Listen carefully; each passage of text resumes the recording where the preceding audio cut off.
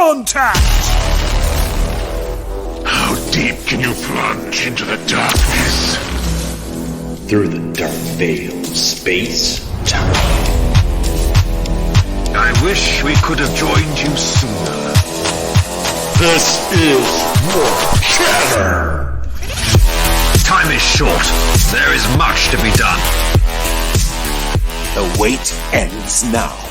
All right, welcome back once again, ladies and gentlemen, boys and girls, children of all ages. This is the Warp Chatter podcast, the podcast dedicated to talking about the Horus Heresy Legion's digital card game, Horus Heresy lore, Warhammer 40,000, and everything that encompasses. I am your host, Scuff D, and with us today, we've got the crab co-host, Axel Manning. Howdy, hofo. Hello. And we have currently the only available member of Team Finland Serbia. That's Bryagh. Hello there. Hello, welcome. This is a podcast by players for players, and today's episode we're going to try to be a little bit all over the place. We're going to start talking about World Cup. Obviously, we do have Team Finland Serbia here representing 1/3 of the team, and that's going to have to be good enough. Time zones and availability is a little tricky for the other two. We're going to be talking about the World Cup experience there, and then if we see how that goes, maybe we'll be talking about some strategies for event drafting as well. But before we get to all that, let's do player introductions.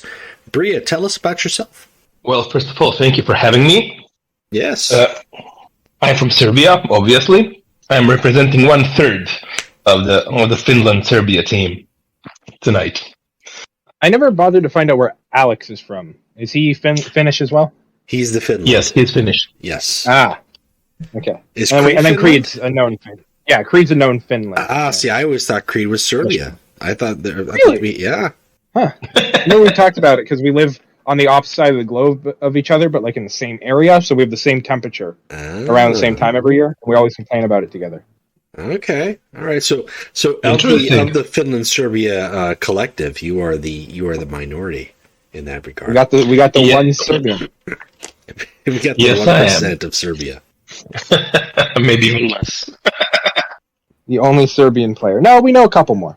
We know a few more. I actually never met a Serbian player here. I met a player from Croatia, Kruno, but I never met a Serbian player. He goes by Farius on the is Farius from Serbia? Yeah, he's Serbian. Because he was telling me about a Serbian holiday once that fell upon my birthday. That's why. Interesting.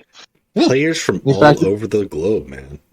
There is a lot of different communities in this game. We know some people from Hong Kong, some people from South America, a bunch of good stuff like that. Yep. And then all over Europe. It's natural. It's natural because I think 40K brought us all here, like the tabletop. Absolutely. Or at least knowledge of it in general. Yeah, the lore, because, a lot of the players we've talked to didn't play the tabletop, but they played something.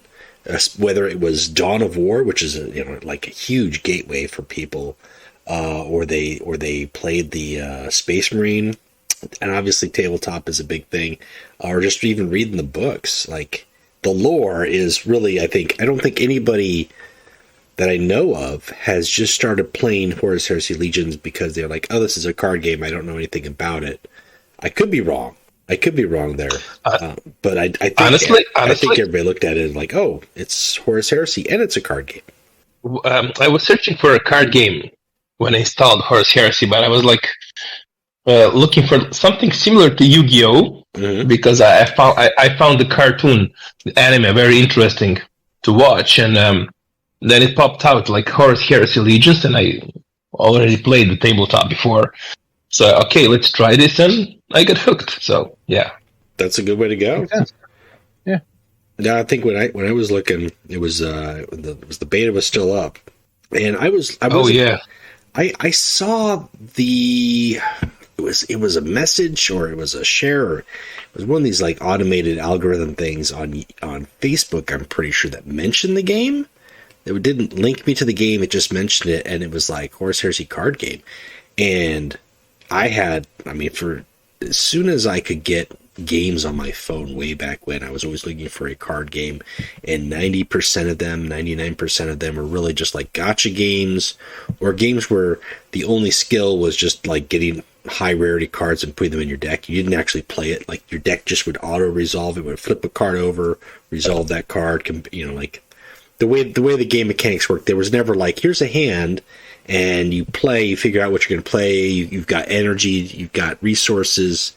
It didn't work like that. So this actually being the first mobile card game that I play where you could do all that, and you're like massive deck building and warlord choices. Yeah, like I was like, okay, I'm in. Like it's not junk. That's right. Because I think if it would have been just a gacha game, I don't think I would have stuck around.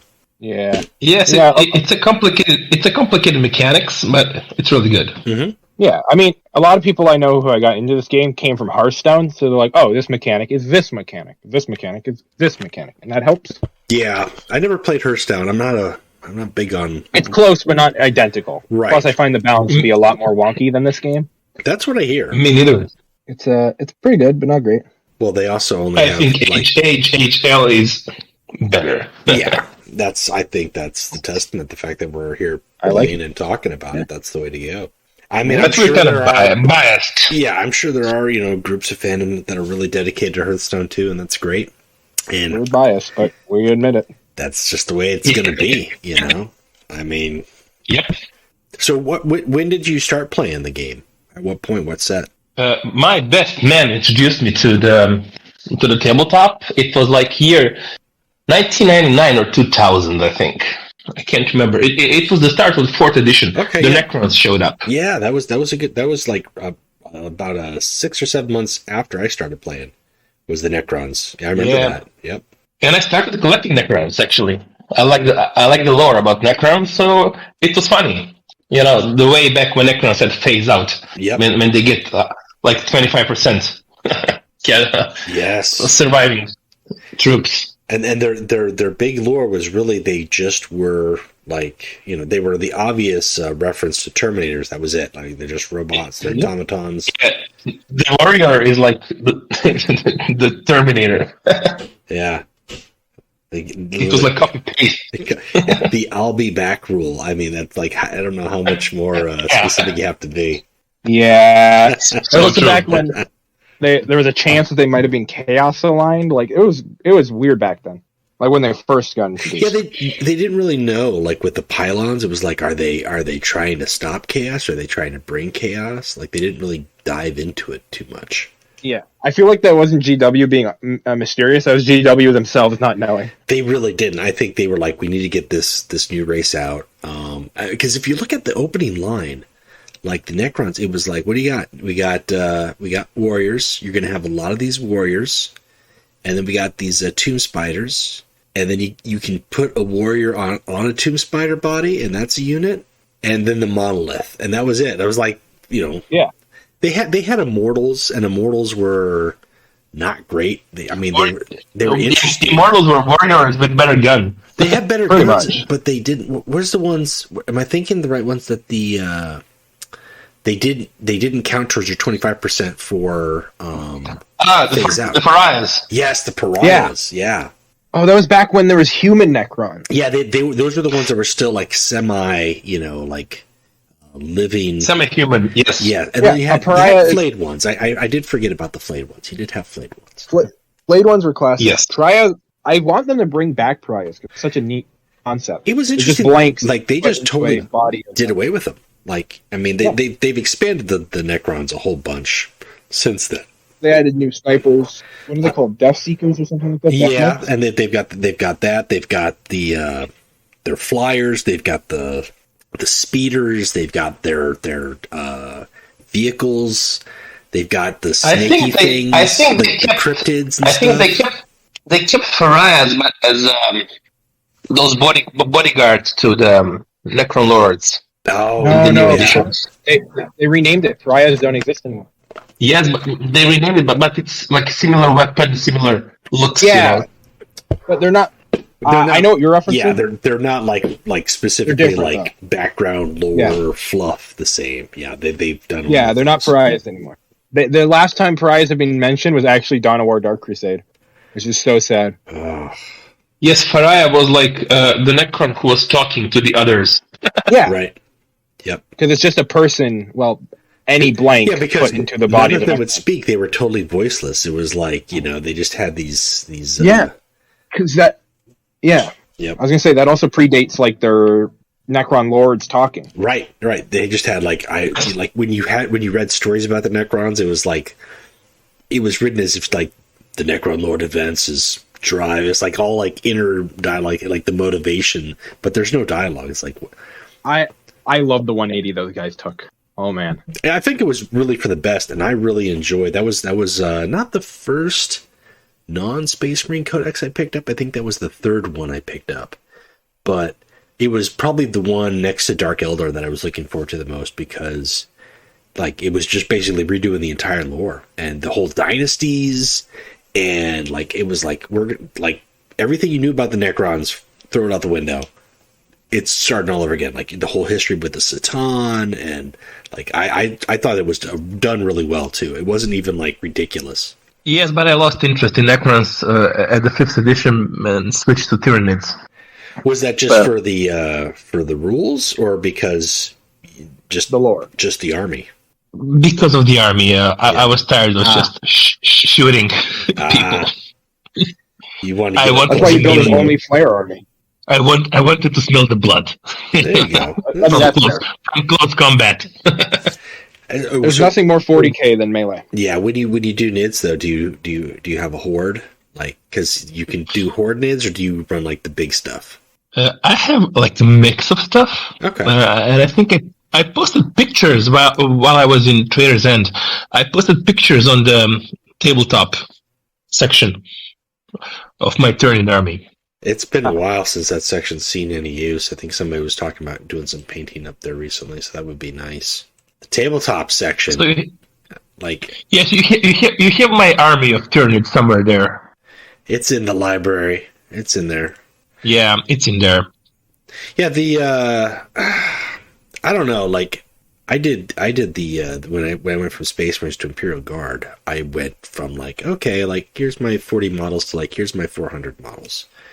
And that was half the fun for me, was putting them on the table, and then like first turn taking half of them off. It's like, let's spend 20 minutes of me just doing this.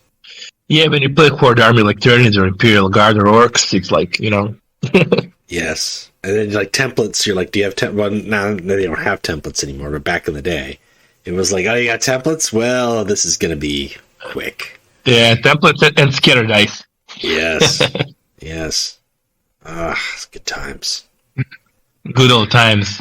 And glancing hits, penetrating hits, and that was like, now everything has boons. Oh yeah, the entire system's changed so many times.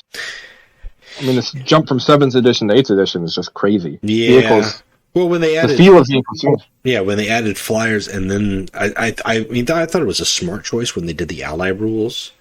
Also, it just like took everything that you could do, and then multiply it by like 1 million, because it's like, oh, you like this one army? Well, what if you allied and took these 2 units from this other army and just it's broken? Like, it's just like the combinations are crazy. I don't know if you can still do that in 9th edition, but the potential was there. I don't think you can. Maybe you can, actually. I don't know. I think you can do it in Greensteel or Cult and Tyranids. No, that would make sense. That would make sense. Cultists and Tyranids lining up, and then you can, like, you're not just doing Gene Stealers. Yeah. But then again, I haven't played like a tabletop game like for a while. Yeah, that's one of those things. I think the last game I played on tabletop was 2014, or the very start of 2015. Picked up a couple models, and obviously like Googled and eyed over all the new stuff that they keep dropping. Some of it meh, some of it spot on. I'm not huge on the Leagues of Votann. I just rather not. The look they look them. They just look like StarCraft. Yeah, they do. They just don't look like 40K. Like, I get that they're trying to not be Imperium, and they're still trying to do, but it doesn't look grimdark. It doesn't look dwarfy enough for me. It doesn't look squatty enough. I just, meh. But anyways, Okay, fair enough. Fair enough. Yeah. I mean, so outside of the tabletop, obviously, playing Legions, getting in that way. What would you say is your favorite faction to play? My favorite faction are Custodes. Okay. Any warlord preference specifically, or just all around? I like Constantine Valdor the most, but I think Nassau is more competitive, even though he's like a 30 HP warlord. There are some like crazy stuff you can do with Nassau now. So like, yeah, I mean, just really like playing Primarch. The precog on Nassau buys him the time to do some crazy stuff, and then obviously some of the new cards are pretty good for like the card that gives you the card draw, giving you the option for that. Something that he kind of like would like to have was, I forget what that's called. It gives you the 3 options, right? Like draw cards, give health. That new one. Yeah.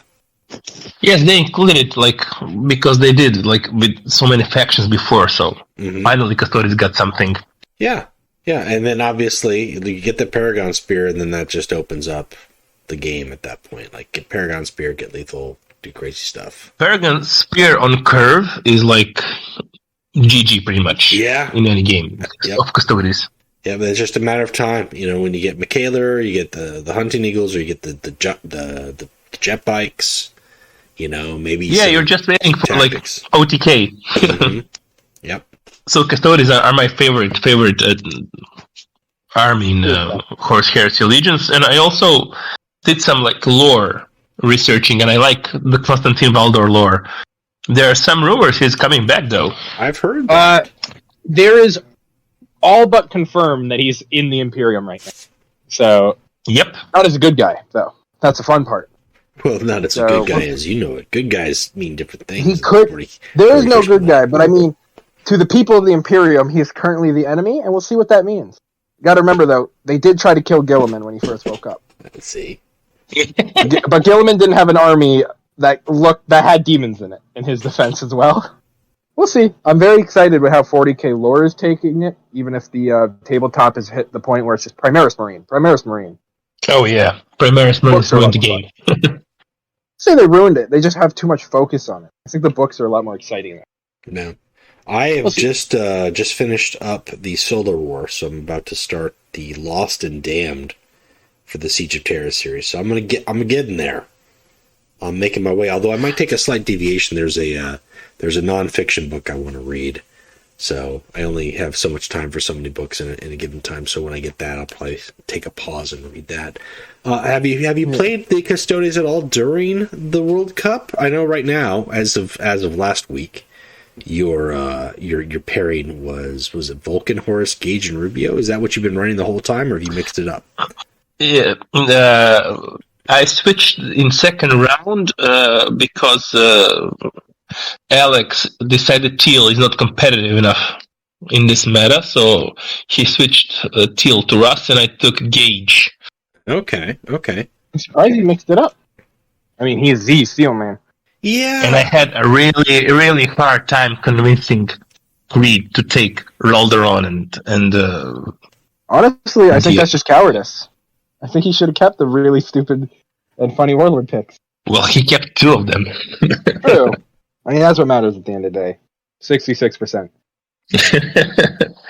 He swore he's like a god with Lucretia and the Thema, so okay, take them. Yeah, it's good. Has there been any warlords aside from obviously Creed running some interesting stuff right now? Last week he still has Lucretia, Decima, Kyrene, and Rolderon, which it sounds like you got a couple of them to put some changes in there. Have you come across opponents though that have been running any surprising warlords? You're in Group A, and just to clarify for the folks who don't know, you're in Group A along with Team Russia. Yep. Team Belarus, Team Ukraine, and Team Canada. Yes, that's correct. Everything was like pretty much regular except LCFR, who played Canis. Yeah, I saw that pick, and I was... Yeah, I think he's been running Canis this whole time. I don't know how well it's been working out for him. Obviously, last week it looks like it worked out okay. Yeah, he practically mopped the floor with me, like in our matchup.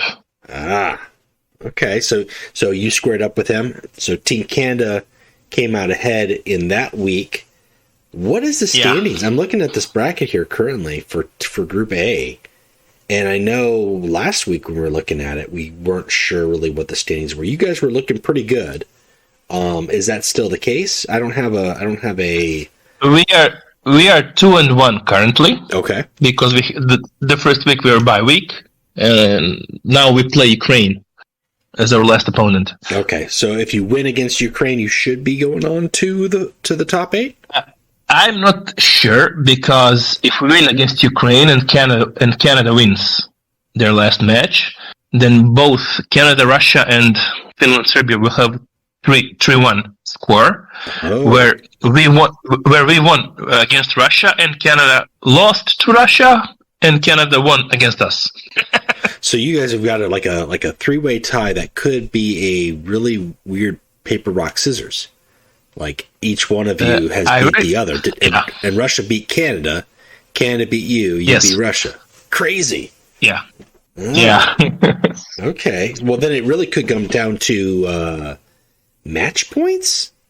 If that's the case, is that like the third tiebreaker? I when it gets to tiebreakers at this level, like it's too complex. I have to just message the TOs and try to clarify, because that seems like that at that point there'd have to be a third category that would define who has the edge over the others.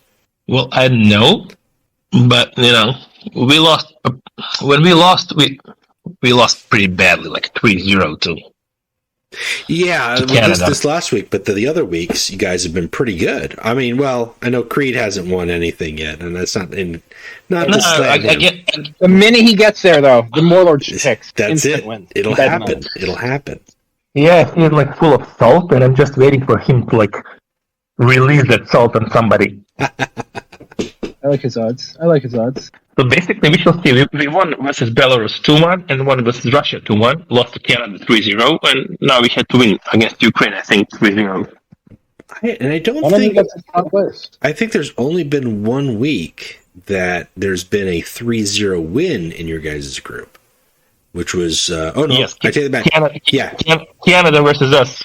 Yep. Well, no, that was this week, but Russia and Ukraine also have a 3-0 win over in week 1 when you guys had the bye. So you guys had a bye that week. So both of them had a 3-0, but then every week after that, Russia's got 3-0. Well, I mean, they had 2-1s, but all 3 of their players won. So, oh man, I don't know. I'm glad I'm not having the TO's job, honestly, with this bracket, because I don't know. I don't know by looking at it which of you guys would be advancing. I think Canada plays Belarus the last week, and we play Ukraine. Okay. All right. So if they lose, obviously, and you guys win, then that should be like the formula that basically cements top 2. But if that happens, I think we're going to be still number 1 because we had a win against Russia. Right. And then it would be you and Russia, Finland, Serbia, and Russia going into top 8. If that happens. If it doesn't, then we could have a different arrangement, and that arrangement could be yet to be determined. A lot of things can happen, but the point is we got to win. So right. Well, yeah, that's really what it's going to come down to. Interesting. Yep. And so you guys are squared up against Belarus next week. You said the first round was Belarus. Ukraine is last. Ukraine is your last week. Okay. Yes, I was paired with Lamia, whatever. Okay. Yeah. When we played Belarus. How did that go? And I was playing. I won 2-1. And Alex won 2-1. Creed lost. And then against Russia, Creed lost again. I won versus Colonel Gunt 3-0. I had an amazing set of cards. Sorry, Gunt. I got lucky. The best of us. Yeah, but then it happened to me against LCFR. He like God-handed me. What was the band choice that you picked on his? Last week it was Canis, Kyrene, Lion, and Rubio. Which of those did you ban? I banned his Rubio. He banned my Horus. Oh, okay. And that's, I mean, did you when you banned him, was it because of the seals? Yeah, Rubio can get out of hand. Yeah, because you had So Vulcan, Horus Gauge, Rubio. I could see that where just with either his battle honor, the possibilities of what the seals could create. Interesting. Yeah, and I wasn't afraid of Canis because I think Vulcan is like really good opponent for Canis. Mm-hmm. Yeah. So He's it a wasn't bulky like guy. Yeah. So basically, I opened Gauge, but he opened with Nerat Kirin, and he stole all my good cards, and he basically won using my cards against me. Yeah. Then I switched to Rubio, and he played with Lion, and I had a shitty hand, and he had really good hand with Escape Wents, and it was like a shit show. And then I lost concentration, and I played bad against Canis with Vulcan. Made a few awful choices, so it was like 3-0. But I could win Vulcan versus Canis. Yeah, I mean that is a match that favors both with just having Survivor and then having the recursion of the Salamanders currently, Vulcan having longevity. I mean, like you could pull it out, but it is not a game that's going to be over in 3 or 4 turns. It's a game that's going to go the distance. You've got to. Some of those choices do have to be tight. Vulcan is a beast. I won versus Fulgrim against Laemia, and I won versus Korax versus Gunt, and Vulcan is a beast. So you've run him every week so far in the World Cup? What? I didn't get you. So you've picked Vulcan every week? Oh yeah, well, Vulcan is a staple to me. Yeah. I mean, he's a good warlord. I have a lot of fun playing him as well. I miss Sorkar Hunters. I miss him. I don't know. I played Vulcan, because of his survivor trait and his 45 health, and he can use pretty much all the cards like every other Salamander warlord can do, but he can endure more. Mm-hmm. Yep. He'll take a beating and dish it out. Yeah. And he keeps on coming back. That's right. And it stretches that lethal reach quite a bit in some matches. There's people got to count a little extra. And he can be pretty broken, with Mount Deathfire, and Yep. Mount Deathfire. In my game versus Korax, I had Niora Sukasen with a bunch of Survivor and stuff, and it's pretty much messed up Korax really, really bad. He couldn't remove her the entire game. Nice. Sukasen is a clutch card, and the fact that you can in a faction that can give her Survivor or Bastion or any sort of stat protection. I say it's borderline broken. Yeah, she's a power play. She's way better than the Edict of Censure, which is a shame because Edict of Censure is pretty definitive, but no, just raising the cost of all the tactics. You have 5 or 6 tactics in your hand. You can't play half of them now this turn. Or, this turn you can play one, and that's all that you're going to be able to do. But, back to differ, in the current meta, which is full of awful tactics, awful as in good awful, Edict of Censure is, again, looking pretty good to me. Do you think going into top 8, whether or not you guys advance or not, I think we've had a little bit of discussion that looks like we'll probably be doing a vote to include the Titan Death expansion cards without the Titans, but everything else. Which I at this point, I think is fine. I think the initial discussion with that, the set was so new. There weren't enough, wasn't really enough time for people to get cards out to really see how they go. But is there anything that you would be interested to see or run in that environment? Honestly, I hate Titans. When I play on ladder now, I just quit when I face Titan, especially those with 4 different kind of weapons. It's just stupid, and you have to pretty much tailor your list to defeat Titan, but it beats the point of the game. So Yeah. How do you feel about the new Titan? We could talk about that a little bit. I think I'm going to start a Discord group on Horus Heresy Legion server called the Ben Titans. Yeah, I saw you post that today. Yeah. I don't blame you. Yeah, They're is annoying. I mean, we played for it for top 10 to get it because, like, yeah, why not? And then I had it. I'm like, listen, I didn't know that they were going to do the deck deal. I was like, if they do a deck deal on this weekend, then everybody's going to have to deal with this for like 3 weeks before they nerf it. So get your fun in, play it, whatever. And then, like, it's been 3 days and I already feel like kind of sick and over it. I played like 10 or 11 games. It's ridiculous. It's just I will never play a single game with a Titan. Yeah, it's only a play different Titan? game. If it was Or just just the Titan icon v class? Titan, you know, but it's not. Like, there are just some games like Angron. What's he gonna do? Like, I've played a couple of guys who run Angron. They didn't quit, which is great. I really respect that, but they didn't stand a chance. No. I respect it, but yeah. I guess the only good part about facing a Titan is I know I'm going to get my Orphans of War mission off, but that's it. Yeah, Like, that's the only thing. Yeah, they can only put down but 2 basically- troops, right? Yeah. You're playing against a Canis Vertex on steroids, man. Come on. Yes, Pretty much. yes.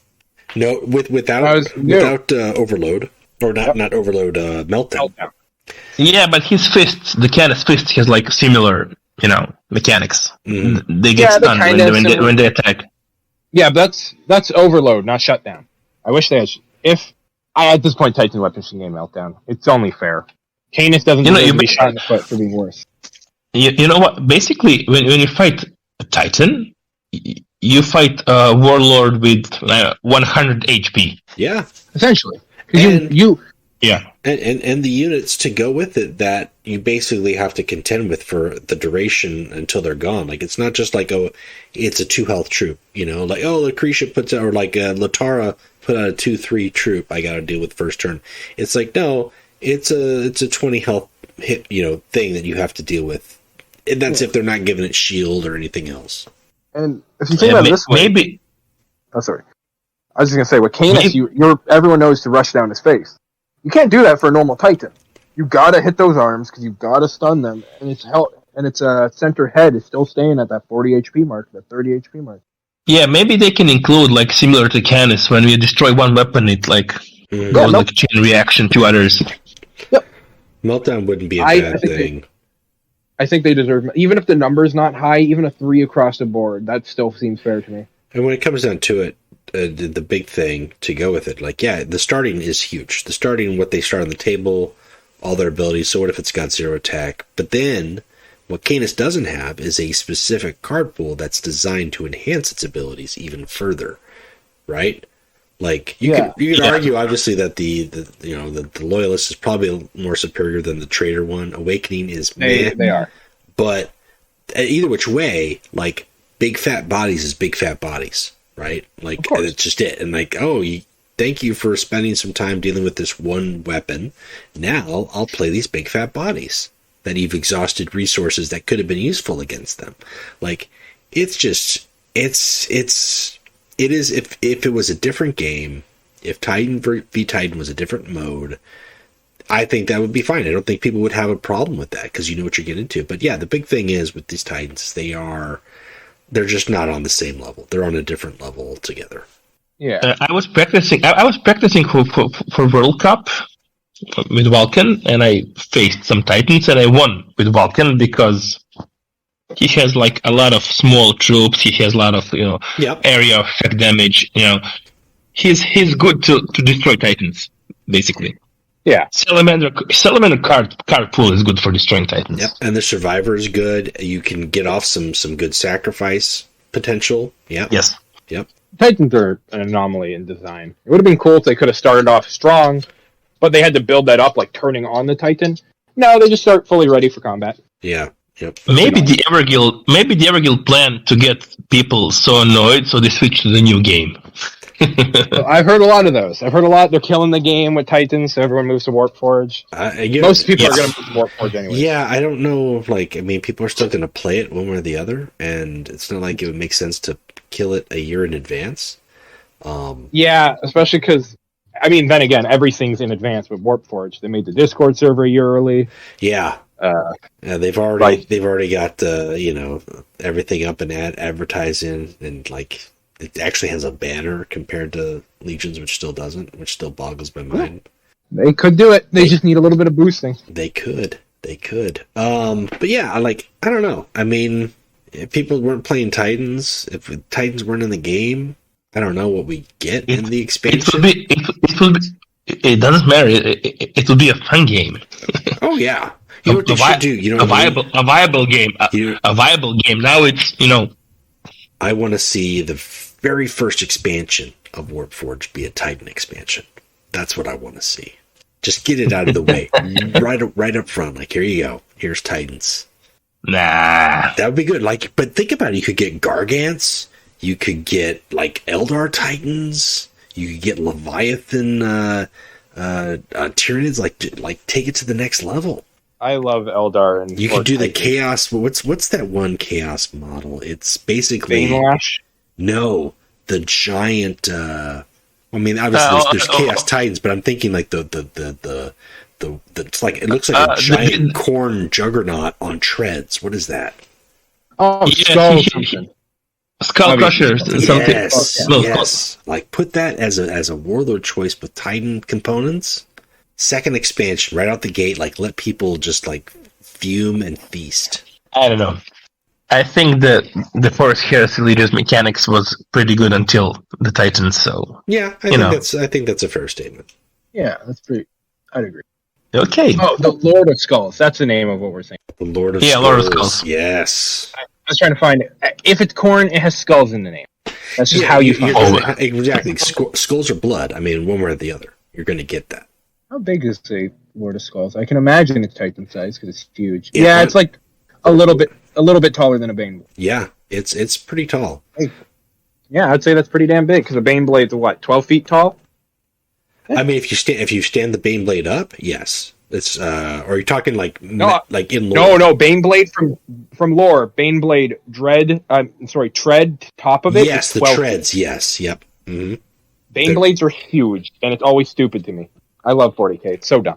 Big guns. They're huge also in the tabletop. Bane big model. Yeah, huge model. It's like a classic. And it's funny when showcase. Like you want that one big model for your army to be, the showcase. Like this is the big unit. That's a good one. Yeah, but do you like the rule when like Baneblade like just touches the base of the terrain and says, "I'm in cover. Right. I'm touching the terrain." Right. If it counts, it counts. Well, no, sorry. That it turns out that I'm actually in cover again. Like, no, I can see half the time. What are you talking about? I can see. Well, no, the rules say. That's why you got to take the measuring stick, put it on the front base of your model, and even though we all know we can see it, you have to like slowly drag that measuring tape out or like that ruler just to make the point of my model sees your model. Yeah, when they did the true line of sight as a rule, that made so much more sense. It's like, all right, that's fair. That should be. Yeah, people that makes sense. Be cheesing the rules over here. Like, well, no. And you carry that little laser pointer, Right? Yeah, the laser pointer. I think if I had to pick the laser pointer or the tape measure, though. There's just something powerful about pulling out the tape measure and just like that metal noise. The noise, yes, and then you just let it rip back in just so you make the point. Don't hit anyone with models with though. Don't be that. And then you cut yourself on your tape measure, and then you cry. Oh, sharp metal! I have been thankful not to have gotten a metal cut. It's worse than a paper cut. Eesh. Oh, you are lucky. I have gotten a lot of them, not from measuring tapes, but I've gotten a lot from my line of work. Those aren't good. They're miserable. I have them on my hands everywhere. I will pass when it comes to that. I'm offering them. I hope you never feel it. Yeah. Well, yeah. As long as I keep my my fingers clear of the recoil, then I should be good. Well, getting into then with World Cup, because now we're in their tail end week. Obviously, Alex, 87, and Creed are your fellow teammates. How has that been working as a team? Like, what's your guys' process? Do you just kind of powwow once a week? Did you have a lot of early discussion on team formation at all? Basically, Alex and I had a lot of discussion. Creed made his choices, and he was adamant about them. He's like, "This is what I'm doing. Whatever you guys figure out." Yeah. You can do whatever you want. This is my thing. It's like, okay. and Alex and I were like practicing a lot, testing our decks, testing the enemy's decks, see what we can do. But Chris was like, no, it's okay, I got it. But now we got Creed into the practicing ring, so I hope it's gonna be better. Well, hopefully so. I mean, obviously, you could say there's a little bit of proof in the performance with you guys, both you and Alex, winning in the rounds that you guys have won, and Creed not. So, I mean, hopefully that inspires, like, you know what, maybe I should step it up. Nothing wrong with playing how he plays. I think that was something for us too in Team USA. Like initially, as a team, get together, make the choices. But I was like, I'm just going to play where I'm going to play. And then I realized, like, yeah, that's half of it is a team effort. Like, I mean, coming together as a team, having the discussions, use those tools. Like, those are useful discussions. You've got some good players. Yes, Alex is a very good tournament player. He's got a lot of experience. Mm-hmm.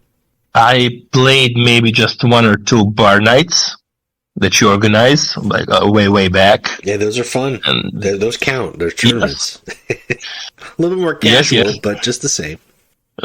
Fun, I'd say, because of the limitations. But that was my experience with tournaments. But I used to play basketball, so the teamwork is like the same in sports. And here, you gotta cover the back of your friend. So Mm-hmm.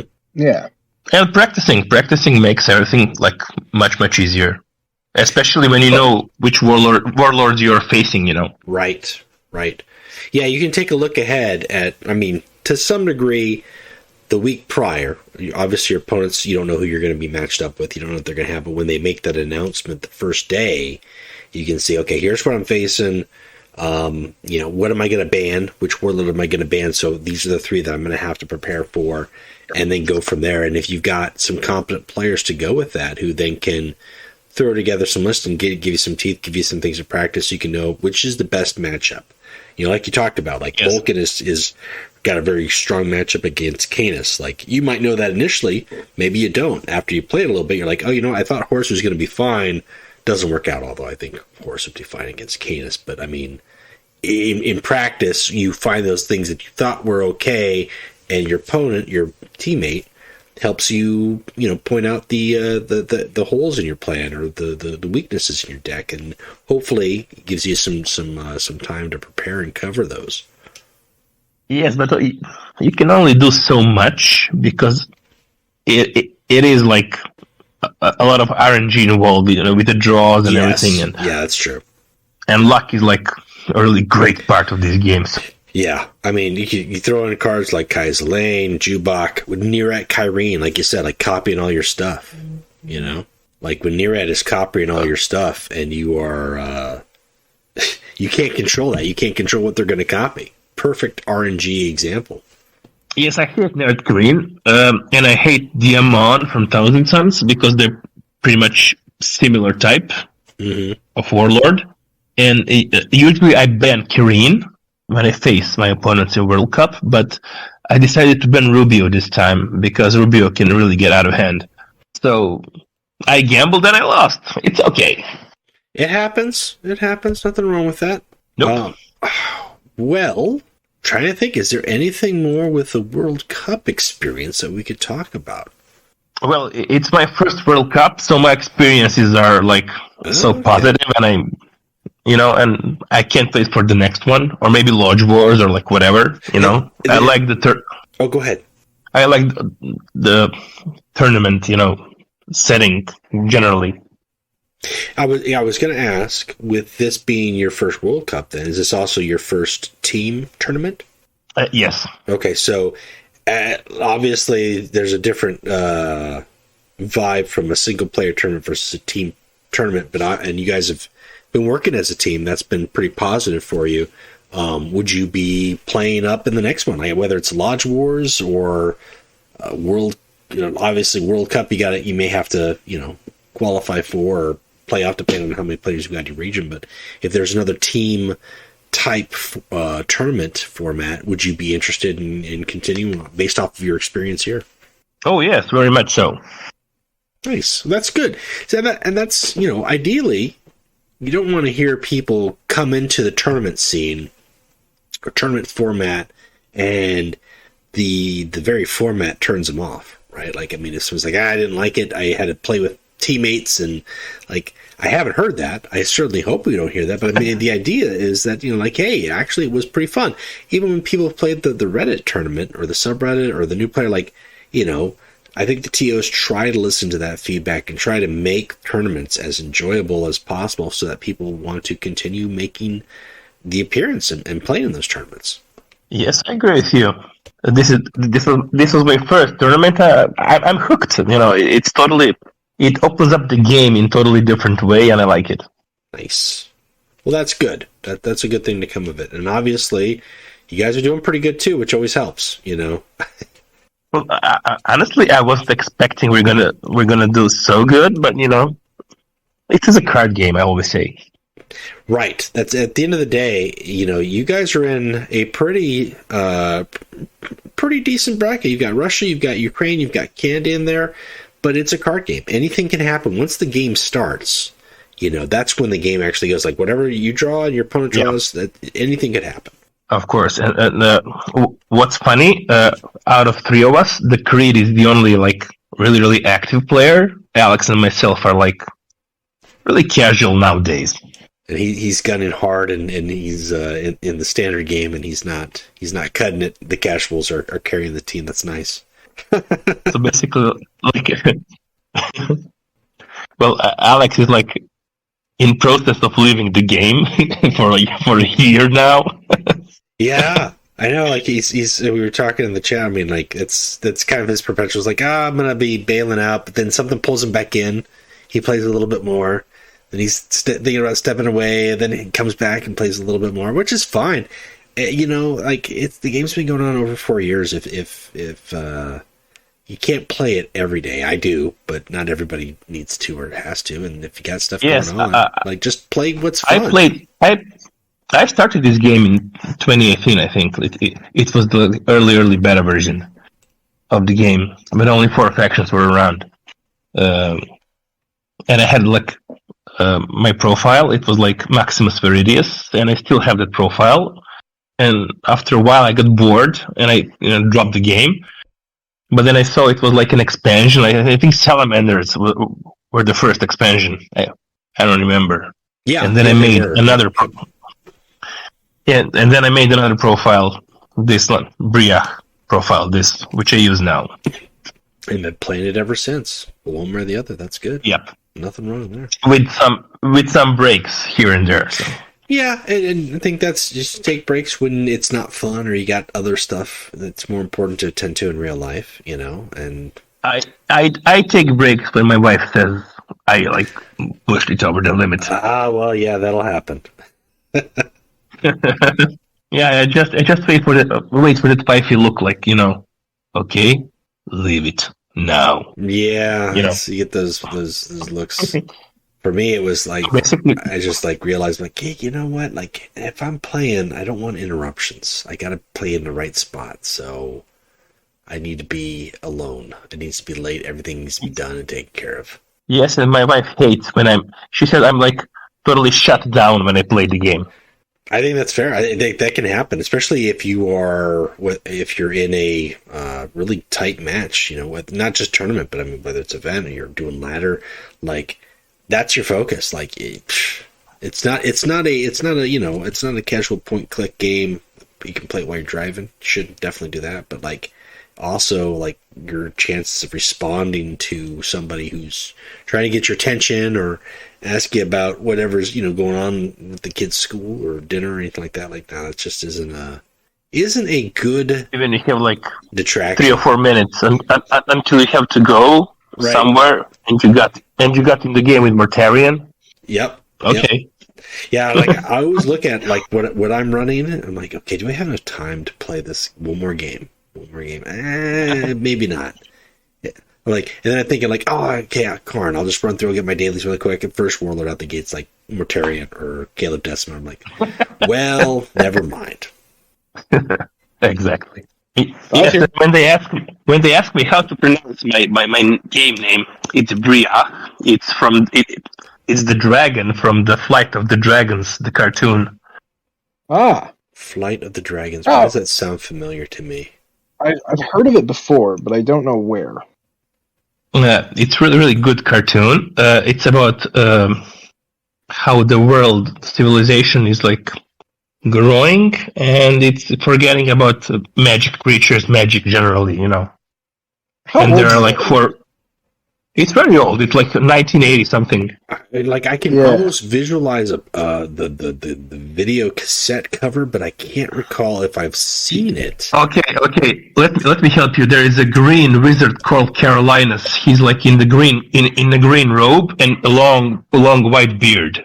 Okay, I'm And looking there at is it. I have not seen this though, but I've seen this cover. I've seen images, but I've never actually watched the movie. I just Googled it here, so I'm picking it up on it. and there is a red wizard called Amadan. He's the bad guy, and he's riding the Bryagh, the dragon. Okay, And by the way, and the voice of Amadan is James Earl Jones. Oh, okay. Ah. So if you didn't watch it, I suggest you watch it because it's really, really good. And it looks like it's got that. I don't know if I'm trying to remember the animation style of like Last Unicorn / Hobbit. Who did that? Not Don. Oh Bluth. yeah. Basically, like the old Hobbit cartoon Yes. Yep. animation. Yep. Some good stuff that came out of that era that like it wasn't Disney as far as cartoons go. Obviously, you had the Hobbit, you had Lord of the Rings. You had another one that they did, Ice and Fire, or Fire and Ice, or something like that. Not Fire and Ice, not Game of Thrones, but it was the predecessor to the Lord of the Rings animated movie, and it was the same style where basically they would animate over live action film, and it was like a prehistoric story, like caveman civilization versus caveman magic civilization. You can watch it for free on YouTube. No soundtrack, which I think is the one thing that detracted. There wasn't anything to set the mood. No tone, no music. But like, you got barbarians and cavemen spearing each other and clubbing each other over the head and fighting lizardmen and stuff. It's pretty intense. Yeah. Everything you need. It's just back in the day. Arthur Rankin Jr. is filmed and produced. I think Arthur Rankin Jr. is the one who did that style, if I remember correctly. So if you look up his repertoire, you can see other visual animations that are in that style. Apparently, John Ritter voiced the voice of Peter Dickon, which I imagine is the main character. John Ritter and James Earl Jones star in Flight of the Dragons. You didn't know when you were tuned into this episode of the podcast that we were going to be talking about this. I was going to say. We are. Yeah, we are now talking about a movie that is significantly older than me, so I would not have seen it. Have you seen The Last Unicorn? You should. No. Wow. Man, I can't imagine. That sounds living in really a world. familiar to me. Last Unicorn is also old, isn't it? Also 80s? It early is. 80s? It absolutely is. That one was voiced also. We had what's the dude? Jeff Bridges. Jeff Bridges voices in that, as well as Angela Lansbury. Yeah. The Last Unicorn. Good stuff. Check it out if you haven't seen that. That's another classic. We're plugging Last Unicorn. Alan Arkin, Mia Farrow. Come on, guys! Christopher Lee is King Haggard. This is actually a classic. It's my sister's favorite movie, but it is in that vein, that style with the Rankin Bass. 99% I've watched it, but I can't just remember it now. Yeah, I'll send you a screenshot so you can get an idea. You'll be like, oh, I've seen that before, or you'll say I haven't seen that before. I don't know. I know. I am the child of the 80s, so I probably seen it. Well, when you're not playing Legions, are you watching 80s cartoons, old 80s animated stuff? What is it that you do? That sounds like what he does. Yeah, I don't have a lot of time because I have Pomeranian kennel. I have 30 Pomeranians, so they take a lot of my time. Why do you do that to yourself? That is an honest question. That is a lot of Pomeranians. Yes, but you started with 1, then 2, then 5, and then the fluffy things gets you, and more and more and more. And The You fluffiness can't tell gets where you. the body of a Pomeranian begins and the fur ends. yes, you can when you base them. That's true. Any fluffy animal wet just instantly shrinks to like a quarter of its size. When they ask me how does the Pomeranian looks without the fur, I say like a Chihuahua. That makes sense, Yeah. just the way it's shaped. Yep, I like it. It's got that shape. It's also kind of got that face, like the way they are. Like if you took the hair away from the face, it's a Chihuahua face. Oh yeah. Do you breed them or is it is that just your herd? No, I breed them and I sell them. Okay. Oh, see, as long as you're making money from it, that's fine. No, it's a legitimate business. Yeah, no, that's what I'm saying. You're a dog breeder. Yes, I'm ready. We have those I'm a licensed registered dog breeder. Yeah, we have those around here too. That's what I'm saying. If you're making money from something, do your passion, right? Yes, and they're fluffy. True. True. They act like anti-stress sometimes. When you release 30 Pomeranians in the backyard, and man, you got to see that. I'm just trying to visualize it. I can imagine. Another horde of Pomeranians. So tiny. And I also have a German Shepherd, and I have Alabai, the Middle Asian Shepherd. Really? That is a dog that's like 75 or 80 kilograms. Wow. And the Pomeranians, and the Pomeranians love to play with her. I thought my dog was big. I made some really, really nice videos from my Instagram page when little puppies of Pomeranians jump on the head of the Alabai Shepherd. That's funny. Yeah. So you've got those are your pets, and then you've got the herd that you breed. Those are my guards. They guard the Pomeranians. Okay. So they keep them in line. Oh yeah, especially the German Shepherd. The German Shepherd follows Pomeranians everywhere. It is amazing. I can see that. Just keeping them in place. Don't get too crazy. Yes, like the perfect shepherd. It's in the name. So basically, that takes like 80% of my time during the day. All right. Makes sense. Well, that's a full-time duty and job. And anytime you're working with animals, whether it's dog breeding or livestock farming, that's not a job that's like 8 to 5. Like if there's a health issue, if you got to feed them, if you got to take them to the vet. It's a whole day. It's a whole day thing with patches of free time somewhere in between. Right. Yep. Exactly. So I fill those patches sometimes playing the game or listening to the lore on YouTube. Well, that's a good way to do it. It's a good way to squeeze it in. Oh yeah, sometimes, and sometimes I do other stuff. But basically that's my whole day revolves around Pomeranians. Well, There's worse ways to choose this many times. What have you been up to? Well, Spelljammer has been out for a bit. I've read all of it, so I now have a Spelljammer campaign I've been doing. That's the old 2nd edition setting that I've mentioned a few times now. Basically D&D in space. That should be fun. Possibly. Yeah, surprisingly enough, the party has only one martial class, and it's a monk. This weekend, yesterday, I saw that Amazon put up the pre-orders for the Dragonlance and the Dragonlance Deluxe Edition, which includes that's the next campaign saying that'll be available December 6th. That is on my list. That's going to be my special treat to myself. But because that's my favorite. That's my favorite 2nd edition setting. That's what got me into D&D. I think wasn't it? Correct me if I'm wrong, because I got into D&D. 4e came out, but I didn't really touch it. Then I got into 5e. Dragonlance is like the attempt at kind of like a war game, right?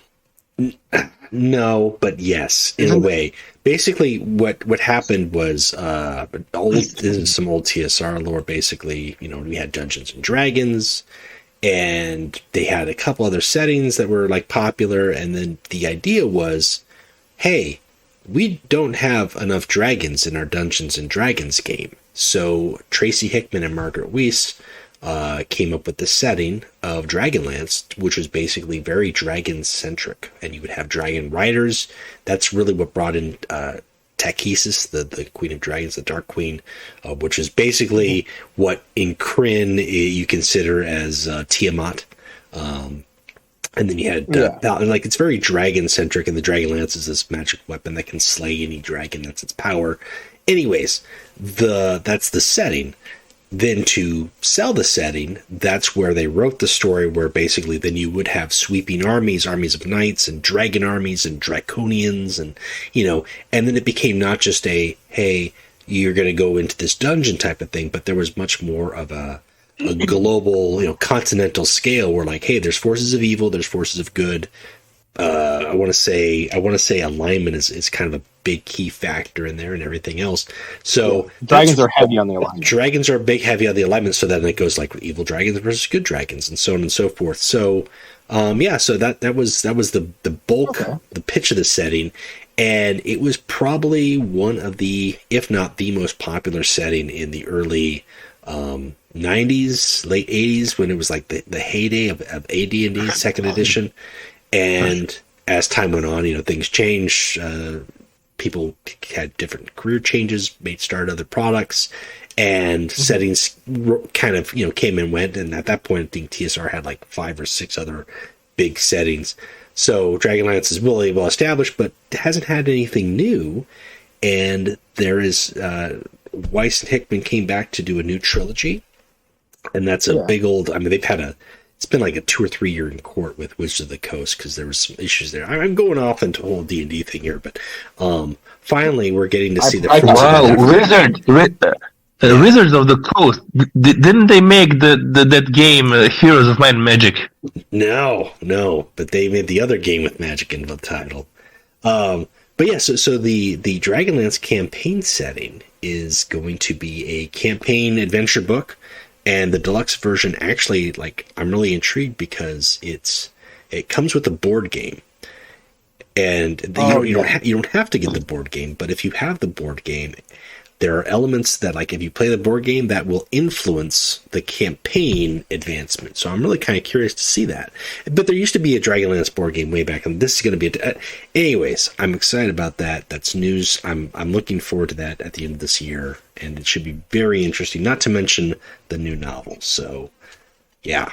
The only thing I know out of your hog was Dungeons and Dragons. That's okay. That's the key term to identify, and hey, roll some dice, roll d20. Funnily enough, you could run Dragonlance right now with just Fizz bands. Yes, absolutely. It adds the Dragonlance itself and all the Draconians. There's fun stuff in there. Yeah, and if you have a knowledge of the lore, it's not like you need the campaign book. It's a campaign book. It's not a setting book. Comes with new races. There's a new subclass coming, I'm pretty sure, for the sorcerer. You get there's a sorcerer and cleric. There's the Solamnic Knight, as well as backgrounds for Mage of the High Tower of Sorcery, and then there's also the Kender, and I believe they're adding Kender. Yeah, and I believe there's another race. I don't know if they're going to make Draconians a playable race, but Draconians are in the Fizzbands book, so there is that. If they're a playable race, they should explode when they die. It's just the rule. Well, that's only one of them. That's only one of them. The Bozak explodes when they die. They all explode when they die. No, they all have death throws, but they're all different. And that's one thing that the Draconians in Fizzbands doesn't specify. So you've got the Baz. The Baz turn to stone, and then if your weapon's in them, there's you're supposed to lose your weapon because you killed them and they turn to stone. The Bozaks explode. The Capac turn into acid. The death throws nowadays all explode. When it happened. I know they changed the death throws, but the original death throws were very specific. The Civac was the only one that had a non-lethal death throws, and it was because it was a shape changer. So when you killed it, it actually shifted shape into the last person that it shape changed it to.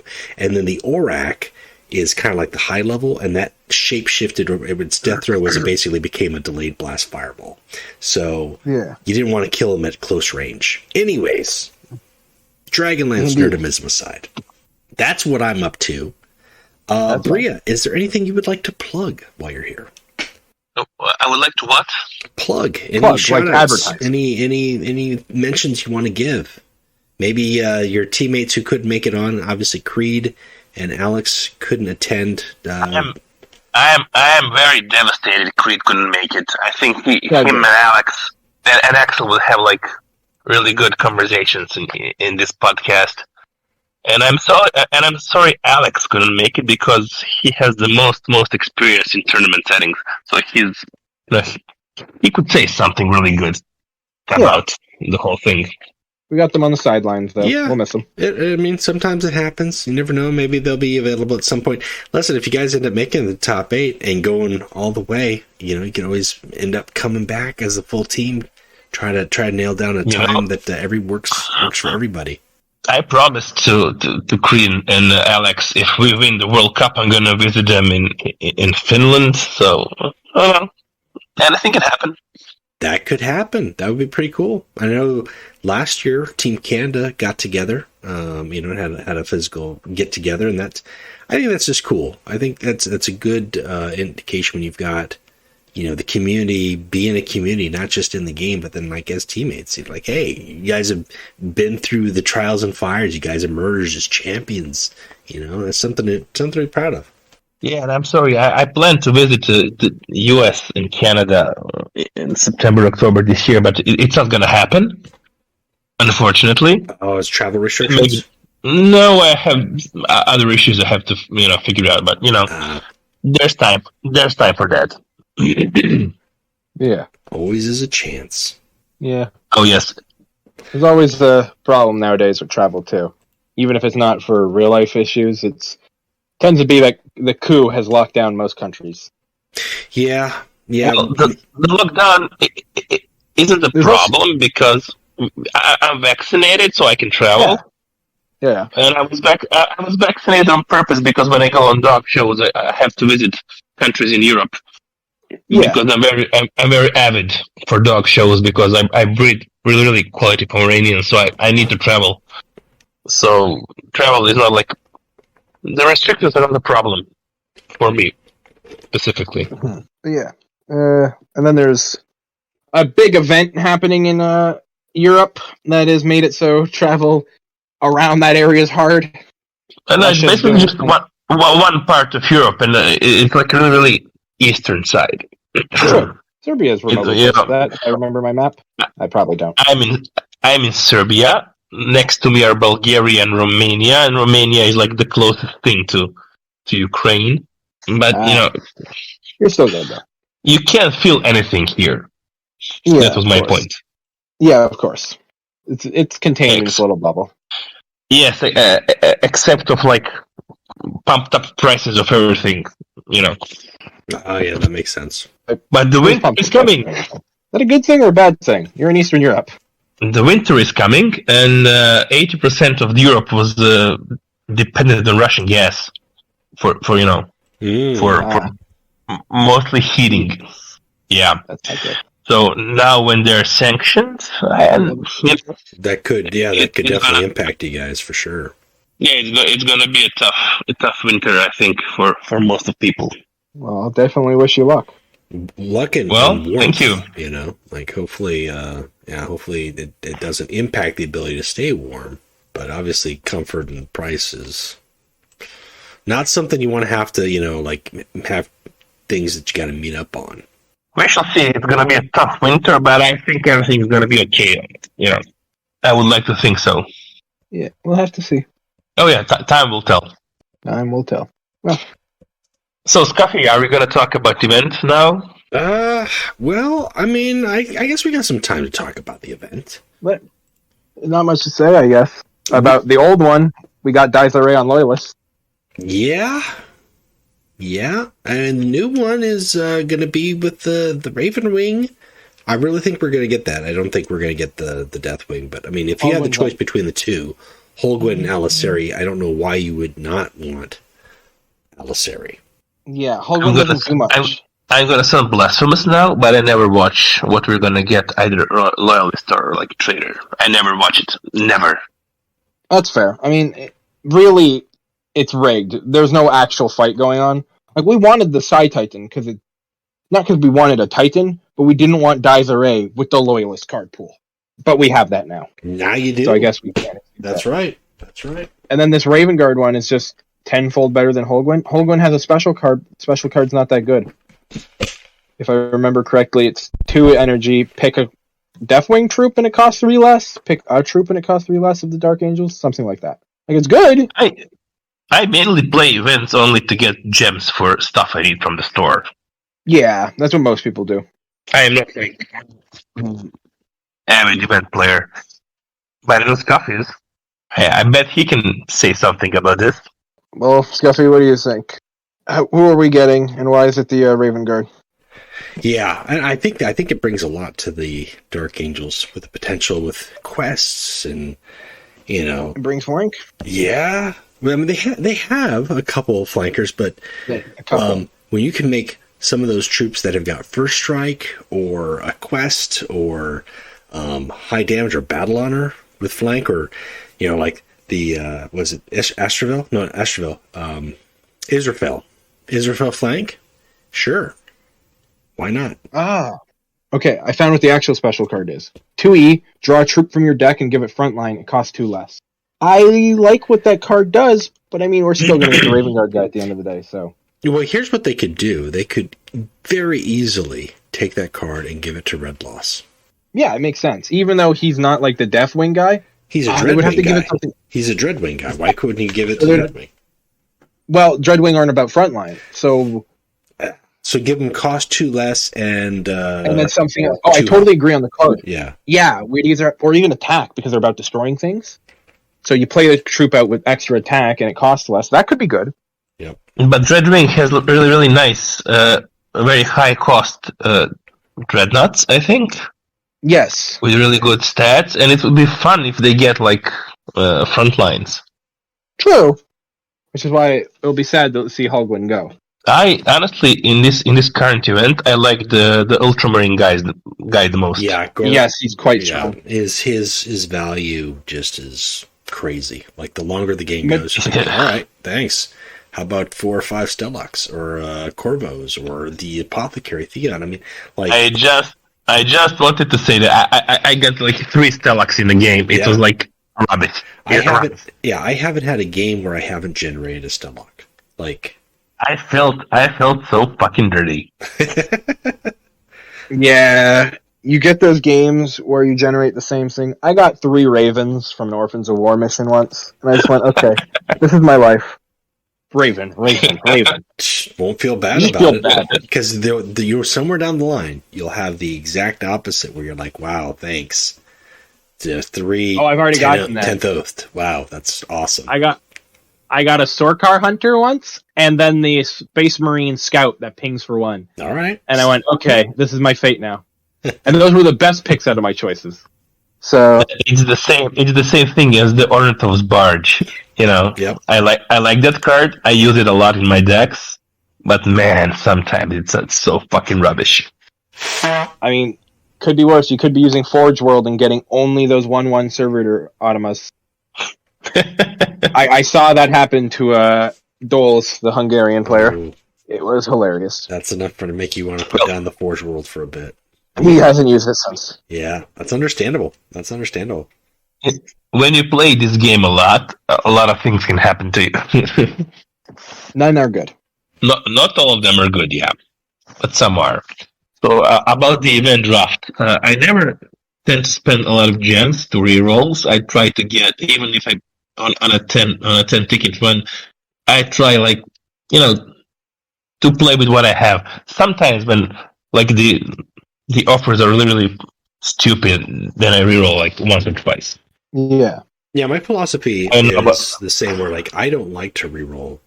I prefer to do an entire run without any rerolls, but maybe I might roll once or twice on the entire 10 packs. I do not chase. Yeah. Like I don't. I'm like, oh, you gotta have this card. You gotta have this card. Keep rerolling.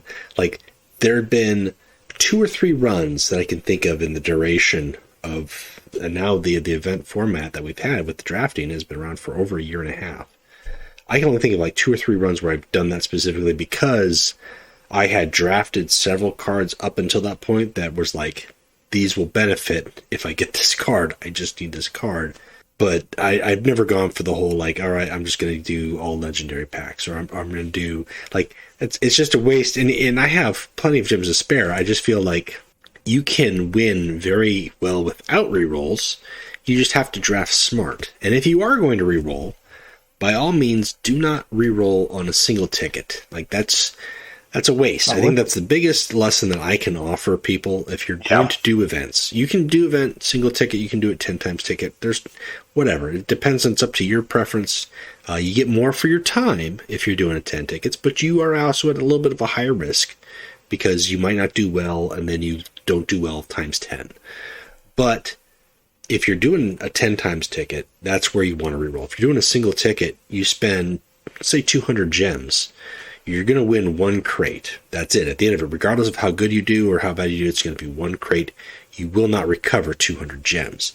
You spend the same 200 gems with 10 crates, you will recover 200 or more gems, depending on how well you do.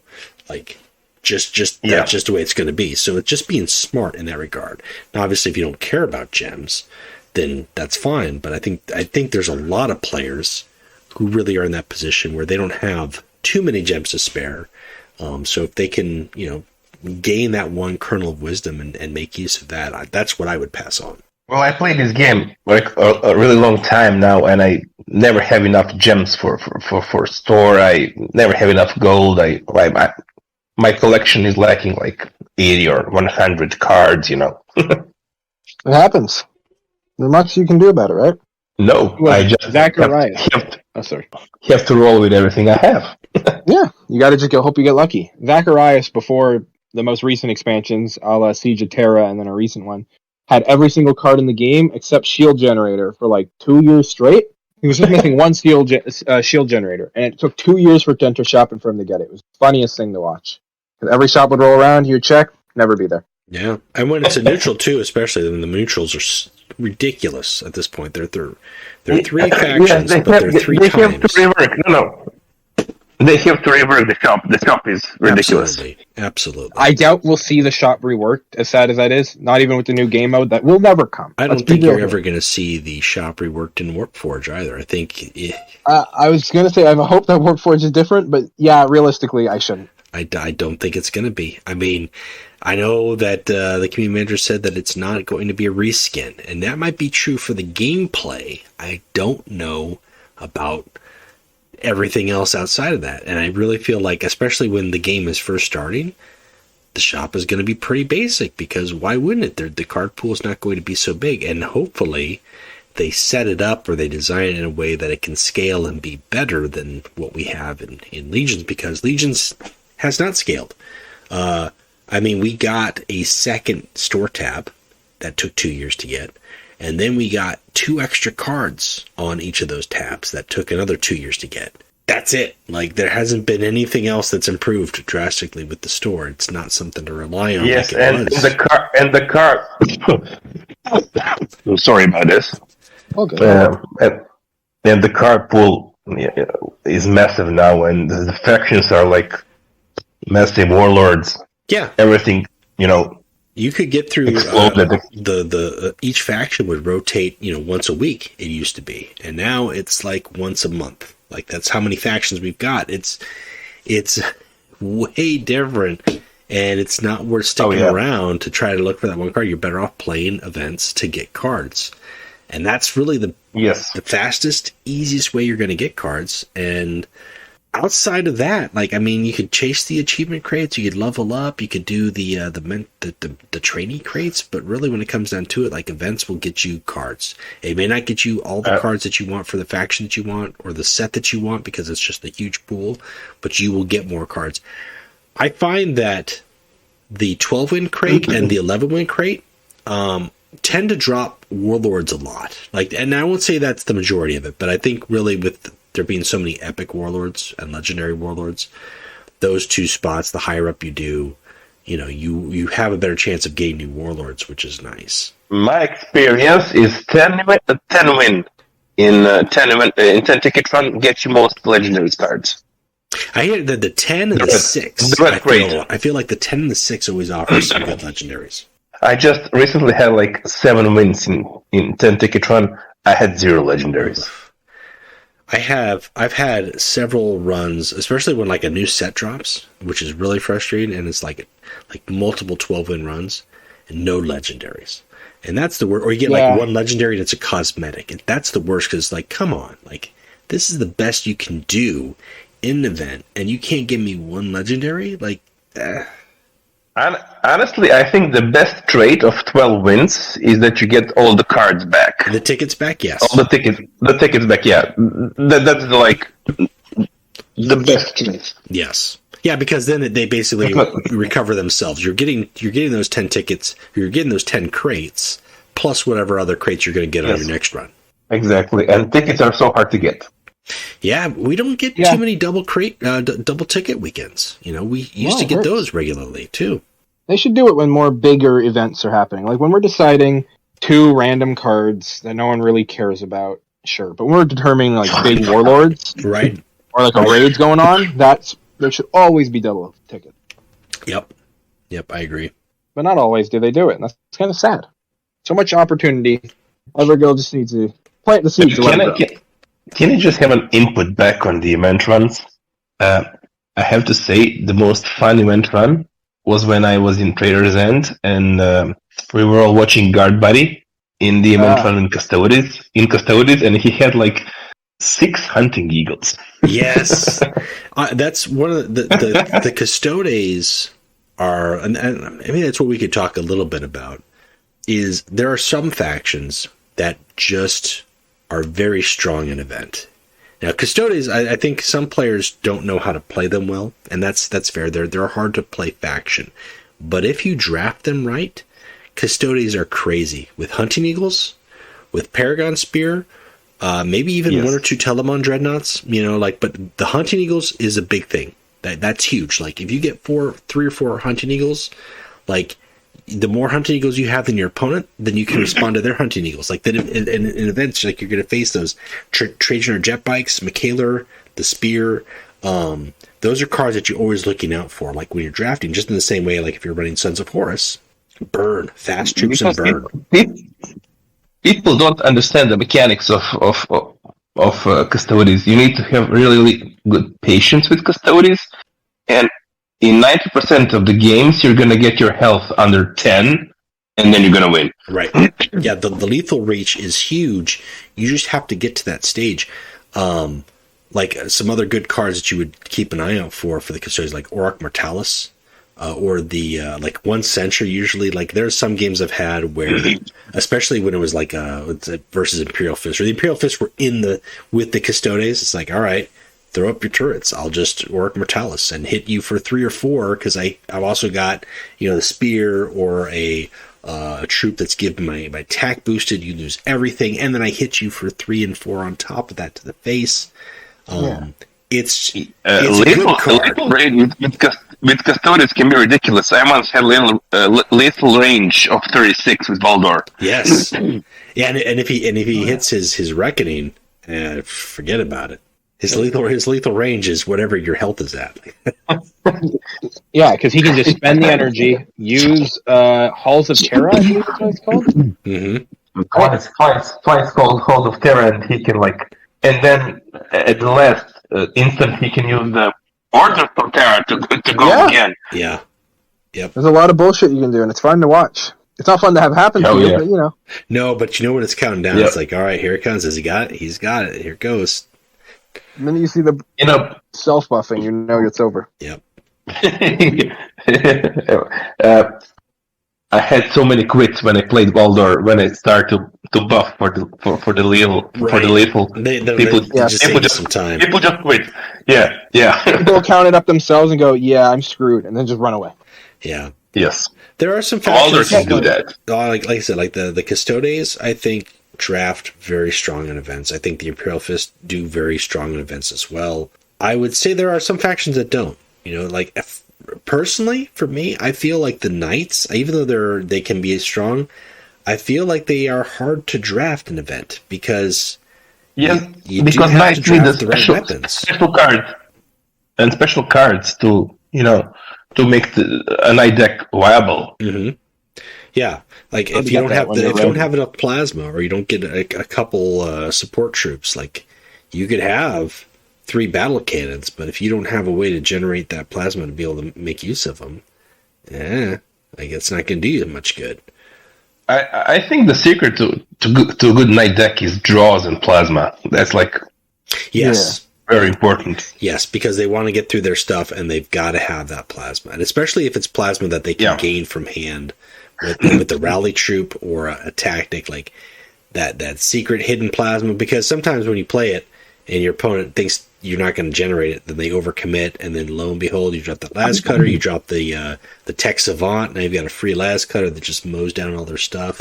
It makes a big thing. But if you don't have those pieces because you didn't draft them, it's a totally different experience versus playing knights in a constructed environment. Yes, knights same as custodians take skill. Mm-hmm. I would also say, I like, as far as other factions that don't draft well when it comes to events, because I think sometimes in events, it's not just like, okay, do they draft well, they don't. It's what are the options, right? Like if you're facing Iron Hands against anything, like why would you take Iron Hands realistically?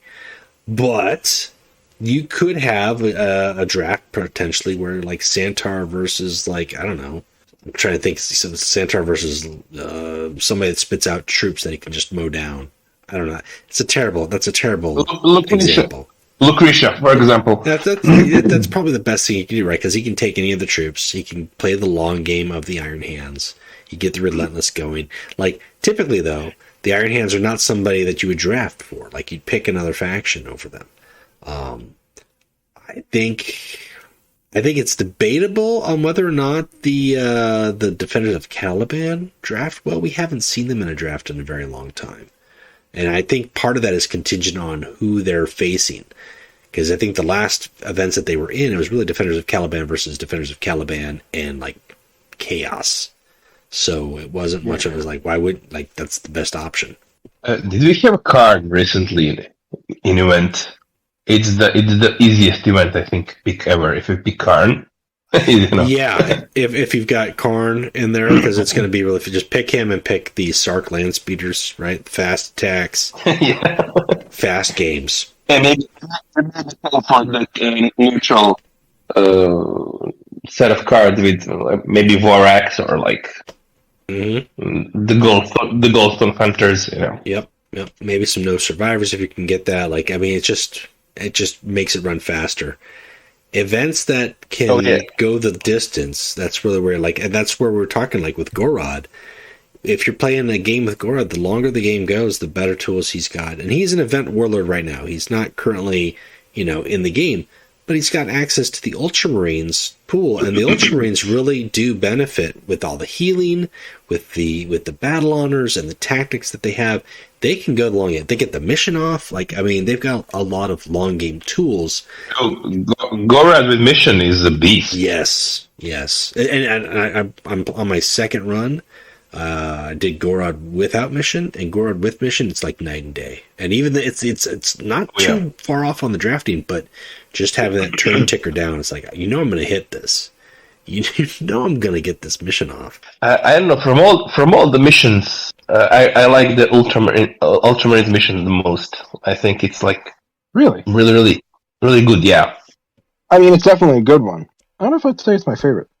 Is it not your favorite because you don't like to get to run up against it?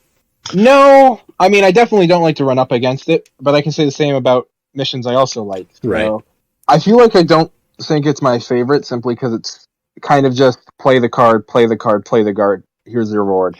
It's one of those ones. Yeah. I like a little bit of I see missions as a secondary reckoning where there's supposed to be a challenge to pull off in the game. Yeah, I think that would probably be the only argument I can make against the Ultramarines mission I do think if you look at a Ultramarines deck from before the missions drop, before the Galaxy in Flames, the Ultramarines decks with Galaxy in Flames are different. They don't focus on the same tools. You're not going to run the same because you are going to put a few other Astartes in your deck to get the mission off faster at lower curve. Not a bunch, but just enough. And you're going to lose the Dreadnoughts. You're going to lose the Dreadnought. That's not your strategy anymore. Your strategy is to get down those beefy frontline Astartes. But honestly, I don't think the mission itself caused the dreadnoughts to lose. It's more like the supply lines nerf. Yeah, and also their ability got changed too. Like they I think did 2 less damage. It was like 1 or 2 less damage. They changed that. Like they took some hits. The dreadnought took some hits. I think Perturabo took the biggest hit of all when they lowered his damage from 6 to 5. It does hurt, and now you've got Titans that are just like, oh yeah, I'll do 10 and 2 adjacent, and I'll do and 10 to adjacent units. That's broken to yes. I know. Yes. That's like, okay, I just need one shot of this through the entire game and you're done. If they gave Perturabo Ordnance 2 or Ordnance 3, maybe that wouldn't be too bad, like on his ability. Yeah. Well, yeah, because there's a lot of vehicles. Yeah, well, and then also, there's a lot of vehicles now. Granted, the Iron Warriors do have ordnance on their precision bombardment. But I mean, it would be nice to have some warlords with abilities that have ordnance. I'm not in the loop. What happened to the tactics from Iron Warriors for killing vehicles? Rack and Ruin? Rack and Ruin got it gained ordnance, but it doesn't hit twice. It just hits as one time. So if it's got shield, the shield will absorb it all. So it was nerfed. Okay. Yeah. But it was really, really hell of a card back in the days. It wasn't a hard removal, but it was a vehicle killer. Like you couldn't say that this would be a vehicle. I did like its old version though, where the 2-step damage. I wish Ordnance was 2-step. I don't know why it's not, but oh well. Yeah. It makes a lot of sense to be 2-step with all the shield they added for Titans. Right. All that Ordnance doesn't mean nothing if it's eaten by shield. Or the it's a Titan that can just put shield on everything. Oh man, we could rant too long on this new Titan. One of these days we have to do an episode once Titan Death peters out, where we just rant about Titan Death. Yes, now that we get report on. The dust is settled, Titan Death is dead. Let's rant about it now. Pretty much. Can I chime in on a thing I got surprised by today? I was like practicing on ladder, and I faced Branton, and he had a tactics that destroys a troop. Yeah, so they added this. Two weapons of war attacks. It changes the gameplay against them. Yeah, because before you used to be like, they can poison my troop. I got this. They don't have hard removal, but now they do. Yes, now they do. So now they're badass. Yep. I love it. I play Branson. I enjoy just the new Orphans of War. Yes, I like Branson also. I used to play Branson a lot. Yeah. Well, a shame we couldn't get Creed or Alex on. But yeah, I'm so frustrated. Creed couldn't get on. It would be so fun. You have to give him some heat. Better hope he wins the game. That's right. That's right. You better win now. Creed didn't show up. Yeah, tell him you have to unleash your assault now on Ukraine. We need this win. That's right. Well, Axel, do you got anything you would like to plug? I'm probably going to do my usual. I'm going to plug my boy Dorn. That's Drew Lee Clark on Instagram. Did my beautiful little crab art. He did my little word bearer crab that I used, the crabberer. That's what I got to plug. All right. Oh, and piracy. Don't buy new D&D books when you can just steal them. There. I'm not paying for Dragonlance. I'm going to have Dragonlance. I'm not paying for Dragonlance. Oh, but you won't have the board game, man. See how they get you? You're right. But Tabletop Simulator. I got this. I got this. I can't tabletop simulator. Axel, you sound almost like a Serbian. We like to pirate everything. I haven't met a Serbian who doesn't, so take that as you know. Well, I'm going to plug deck slots because we are going into this. By the time you hear this, there may very well be the September patch out. If we don't have the September patch, perhaps it will include some deck slots because we need them. But we also need some other things in that patch. Like, let's be real. Like, we know August has not been any different than July. It's probably been worse now by the time you hear this because the new Titan is in the mix.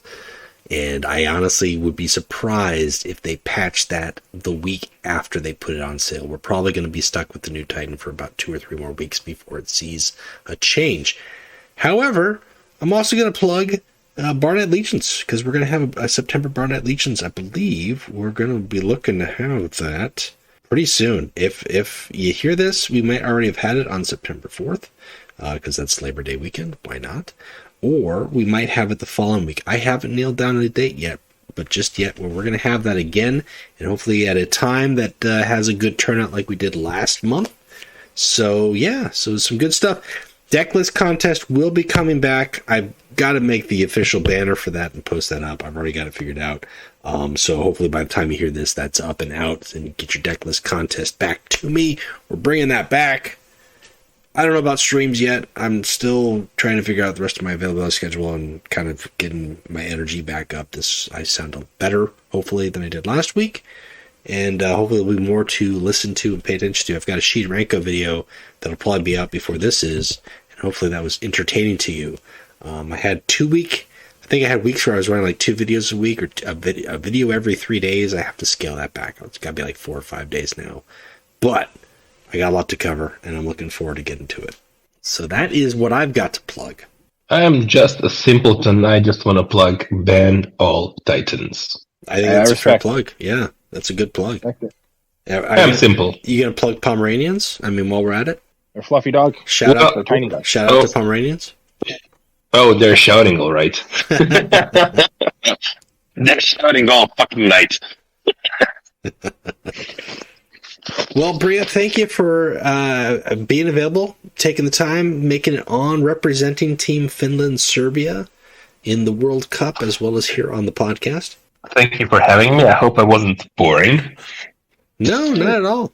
And good luck with whatever may come this next week. Obviously, it sounds like you got to win, which is always the thing. I mean, there's no reason you go into the week thinking we got to lose this. You got to win. And we'll see what happens with Canada and their matchup, because that could be I'm kind of curious to see how it's going to pull out in Group A. Yes, we made like a mishmash of stuff there. Terz is probably going to pull us out. It's really a good group. Okay, boys, thank you very much for having me. I had so much fun, and I hope we can do this some other time. All right, yeah. Thank you much. That's it. Right. Bye. Bye. Okay, bye-bye. It ends here. This has been another episode of the Warp Chatter Podcast. Thank you for listening. I can't help but appreciate your talents. It was inspiring. I need some